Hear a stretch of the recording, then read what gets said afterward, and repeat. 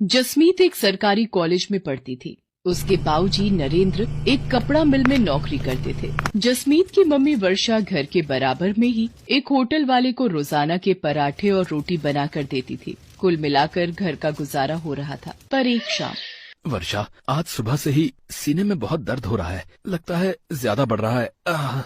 जसमीत जल्दी आ, तेरे बाबूजी की तबीयत खराब हो रही है। बाबूजी क्या हुआ? मैं ऑटो लेकर आती हूँ। जसमीत और वर्षा नरेंद्र को हॉस्पिटल लेकर जाती हैं। डॉक्टर नरेंद्र का ईसीजी करता है और उसमें कुछ कमियां आती हैं। अभी तो मैं कुछ दवाइयाँ लिख कर दे रहा हूँ। यदि इन्होंने ज्यादा अपने शरीर से काम लिया तो दिल की बीमारी भी हो सकती है और यकीनन आगे चलकर ये हानिकारक है। बाबूजी, अब आप कुछ दिन बिल्कुल काम पर नहीं जाओगे, बस घर पर आराम करोगे।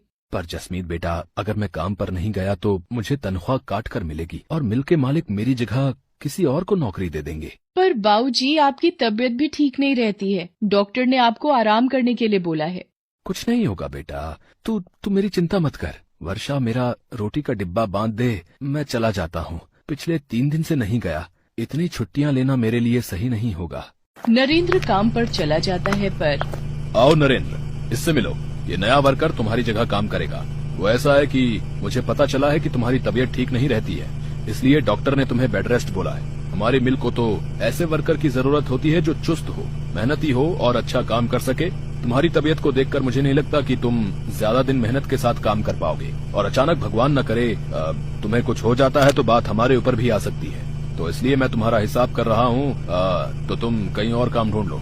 पर सर जी, एकदम से मेरा काम छूट जाएगा तो मेरे लिए बहुत मुश्किल हो जाएगी। ऐसा न कीजिए सर जी। नरेंद्र, मैं अपने बिजनेस के साथ कोई रिस्क नहीं लेना चाहता। मुझे माफ करो। बाकी ये तुम्हारे 8 दिन के इस महीने के पैसे जो तुमने काम किया था, लो। नरेंद्र निराश होकर घर आ जाता है। वर्षा और जसमीत भी नरेंद्र से सारी बात जानकर बहुत दुखी होती हैं। नरेंद्र अब निराश और परेशान रहने लगा था। इसी कारण उसकी तबीयत और खराब रहने लगी। नरेंद्र ने चिंता में पूरी तरह बिस्तर पकड़ लिया।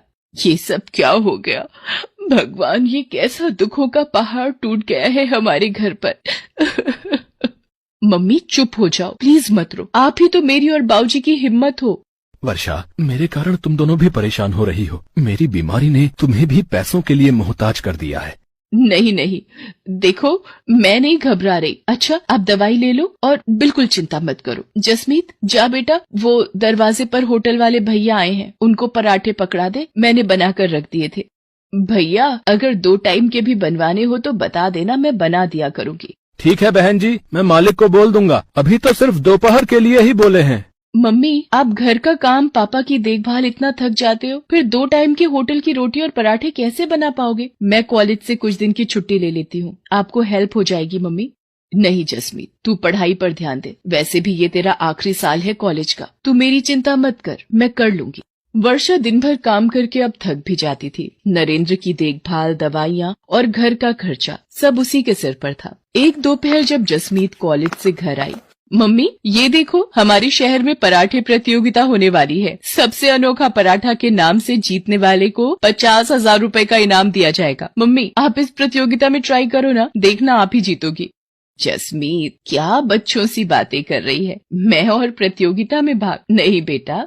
पर मम्मी, इस प्रतियोगिता में भाग लेने में हर्जी क्या है? ट्राई तो करो, हो सकता है आपके बनाए हुए पराठे बहुत ही पसंद आए और आप इस सबसे अनोखा पराठा प्रतियोगिता को जीत जाओ। देखो, अगर आप जीत गए तो 50,000 रुपए से बहुत कुछ कर सकते हो। मम्मी प्लीज, मम्मी आप मेरे लिए एक बार इस प्रतियोगिता में भाग लो तो सही। मैं आपका फॉर्म भर रही हूँ, आपको इस प्रतियोगिता में भाग लेना ही होगा। वर्षा, अगर जसमीत का मन है तो तुम प्रतियोगिता में भाग ले लो। जसमीत सही कह रही है। हो सकता है कि तुम प्रतियोगिता में जीत जाओ। जीतना हारना तो भगवान के हाथों में होता है, पर बिना भाग लिए हार मान लेना ये भी तो सही नहीं है ना। तुम्हें अपने हुनर को दिखाना चाहिए, छिपाना नहीं। ठीक है, अगर तुम दोनों कहते हो तो मैं इस प्रतियोगिता में भाग ले लेती हूँ। ये हुई ना बात मम्मी। पर आप कौन सा पराठा बनाओगे जिससे आप ये प्रतियोगिता जीत जाओ? ये सोचना पड़ेगा। एक्सक्यूज मी मैम, आपका पिज्जा ऑर्डर था इस पते पर? भैया, वो सेम एड्रेस हमारी पीछे वाली गली में है, वहाँ का ऑर्डर होगा। हमारी बैक साइड के घर का भी यही पता है। पिज्जा का नाम सुनकर तो मम्मी मेरे मुंह में पानी आ गया। गलती से वो डिलीवरी करने वाला भैया हमारे घर पर आ गया था। मम्मी, क्या आप पराठे को पिज्जा का लुक दे सकते हो? एक नए तरीके का पराठा। कोशिश कर सकती हूँ। तू मुझे पिज्जा में लगाने वाला सामान ला दे। जसमीत वर्षा को सारा सामान लाकर दे देती है। वर्षा अपनी मेहनत और कोशिश से एक पिज्जा पराठा बनाती है। मम्मी, ये पिज्जा पराठा तो बहुत ही टेस्टी बना है और देखने में भी कितना सुंदर लग रहा है। मम्मी, क्यों ना आप यही पिज्जा पराठा सबसे अनोखा पराठा प्रतियोगिता के लिए बनाओ।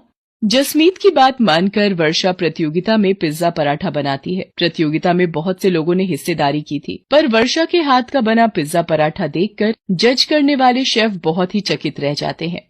दोस्तों, बहुत से पराठे देखे, पर ये पिज्जा पराठा पहली बार देखा। वर्षा जी ने इस पिज्जा पराठे पर लेयर बनाकर इसे बहुत ही खूबसूरत ढंग से प्रेजेंट किया है और खाने में भी ये बहुत ही स्वादिष्ट पराठा है। इसके लिए हम सभी जजेस की सहमति से वर्षा जी को सबसे अनोखा पराठा प्रतियोगिता की विजेता घोषित किया जाता है और ये 50,000 का नकद इनाम भी इन्हें दिया जाता है।